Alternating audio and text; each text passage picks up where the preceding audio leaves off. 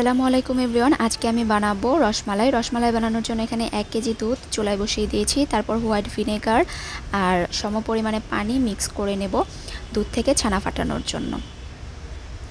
তো যখন দুধটা প্রথম বলক উঠে যাবে তখন আমি সেই মিশ্রণটা অল্প অল্প করে ঢেলে দেব। একবারে বেশি করে ঢালা যাবে না, অল্প করে ঢেলে এভাবে একটু নেড়েচেড়ে নিলেই ছানাটা কেটে যাবে। তো ছানা কাটার পর এখানে আমি সেটা ছেঁকে নেব, পানিটা আলাদা করে নেব, তারপর ধুয়ে নিব ভালো মতো যেন ভিনেগারের স্মেলটা চলে যায়। এবার আমি একটি পরিষ্কার কাপড়ের সাহায্যে এটার যে এক্সট্রা পানিগুলো আছে সেটাকে আমি বের করে নেব।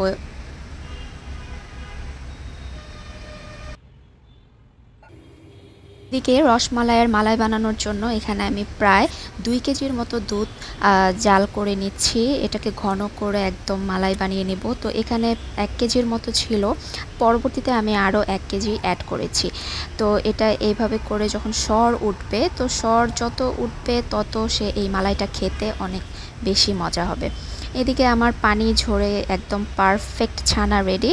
তো এবার এটা দিয়ে রসমালাইয়ের মিষ্টিগুলো বানানোর পালা। তো প্রথমে এটাকে আমি ভালোভাবে মথে নেব যেন ছানাটা সফট হয় আর মিষ্টিগুলো পারফেক্টভাবে বানানো যায়। তো এটাকে যত ভালোভাবে মথা হবে তত মিষ্টিগুলো খুব সুন্দর হবে, ফেটে যাবে না। এত বেশিও মথা যাবে না, তাতে করে একদম ড্রাই হয়ে যাবে। ওইটা দিয়েও কিন্তু পরে আর মিষ্টি তৈরি করা যাবে না, একদম মিডিয়ামভাবে করে নিতে হবে। এই যে দেখুন আমার মিষ্টিগুলো কত পারফেক্ট হয়েছে। আর এদিকে আমি মালাই তো রেডি হচ্ছে, ঘন ঘন সর পড়ছে মোটা মোটা, এতে করে কিন্তু মালাইটা আরও বেশি টেস্টি হবে। অপরদিকে আমি আরেকটি প্যানে পানি আর চিনি দিয়ে একটা শিরা তৈরি করে নিচ্ছি মিষ্টিগুলো জাল করার জন্য। আমার শিরা রেডি, এখন আমি মিষ্টিগুলো দিয়ে দিচ্ছি একে একে। সবগুলো মিষ্টি দিয়ে দেওয়ার পরে এটা আমি ঢেকে দেব। ঢেকে প্রায় 30 মিনিটের মতো ভালোভাবে জাল করে নেব। তো এই তো দেখুন মিষ্টিগুলোর সাইজ কিন্তু বেশ ভালোই বড় হতে শুরু করেছে। তো এটাকে আমি আরও কিছুক্ষণ ভালোভাবে জাল করে নেব। এই তো দেখেন আমার মিষ্টিগুলো কিন্তু খুব সুন্দরভাবে জাল হচ্ছে শিরার সাথে।